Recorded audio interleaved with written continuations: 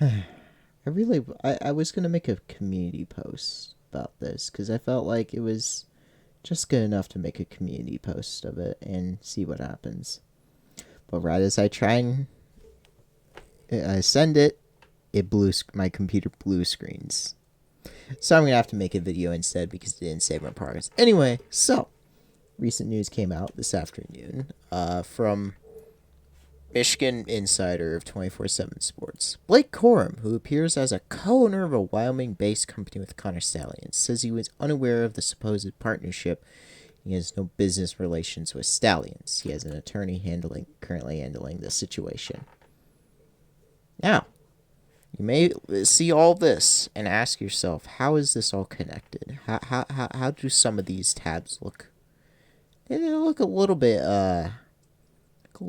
outdated, but I'm going to tell you these are all connected. So this is the specific business filing. Now I've gotten rid of some of the information because it involves Connor Stallion's house, home address. You can look it up if you want to. Nice truck. Anyway, so it's under this Wyoming business. No idea why it's in Wyoming. It's not even like I could connect. I tried connecting it earlier to like Air Force, but they're in Colorado because he likes the academies or whatever. Anyway, so this is under the name BC2 Housing LLC. Now, under the parties, which I won't click, it's under there are three names on here. The one signature that was necessary, Connor Stallions, and two other parties, Corum and Unnamed. I won't tell you the name. And it's registered somewhere over here anyway. So that's interesting, but it was made 3/28/2022.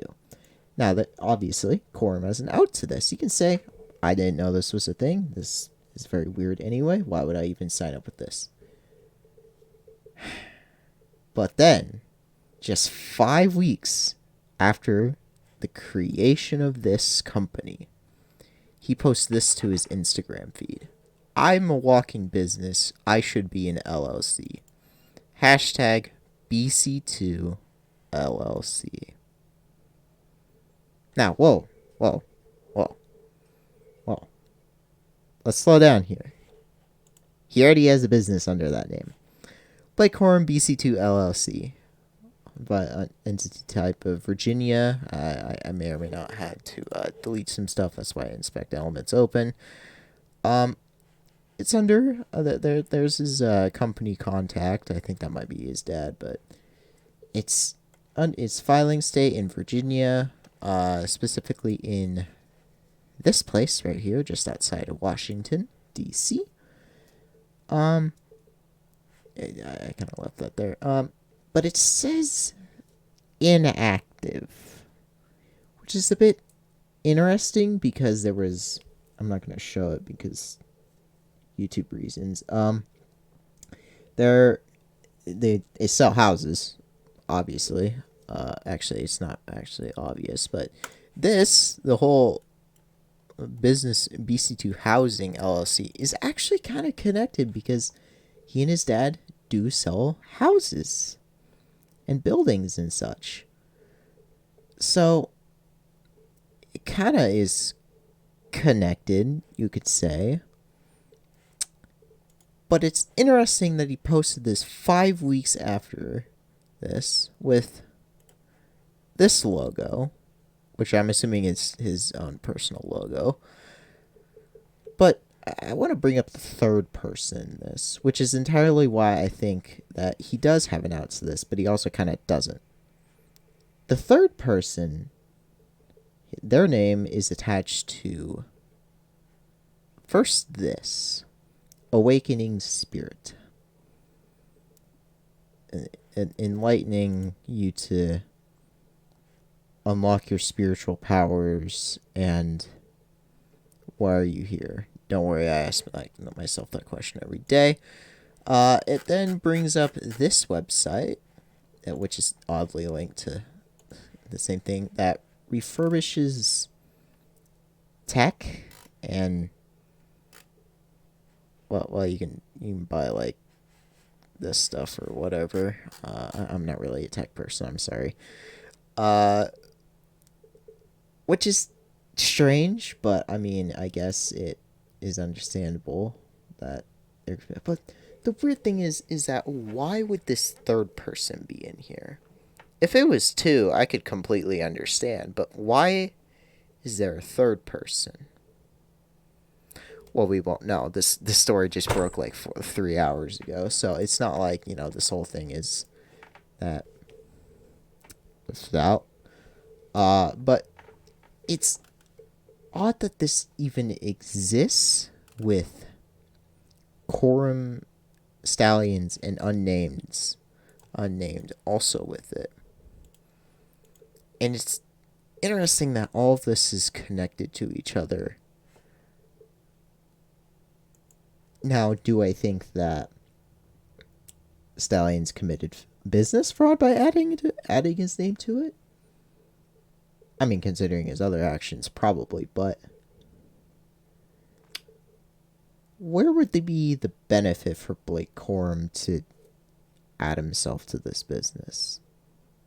That's right, there's nothing, but I think it's interesting to say that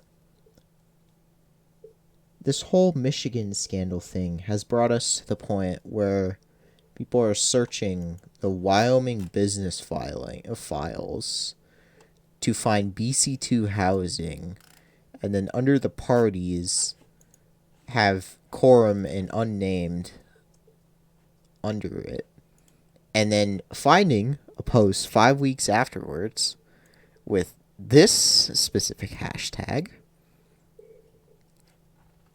but he has this, which could be an out. But for some reason, it says inactive, so it makes it even worse, but whatever. My thing for all this is that Michigan should get a TV bowl ban. LOL, that'd be funny. Anyway, that's just my thoughts on it. My thoughts are LMAO. This story is actually a thing, and honestly, I'm not really all too surprised that something like this is happening in terms of story. I do hope that something does happen. Like, Michigan should not. Like, come on, guys. You cheat, you cheat harder, you get out.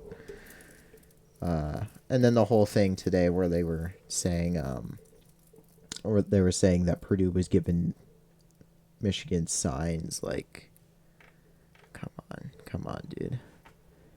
Anyway, that's all for now.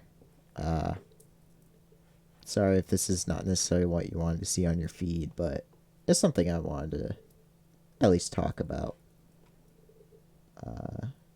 What did we learn today? Well, Michigan's screwed if they have a TV bowl ban, especially their fans. Anyway, bye.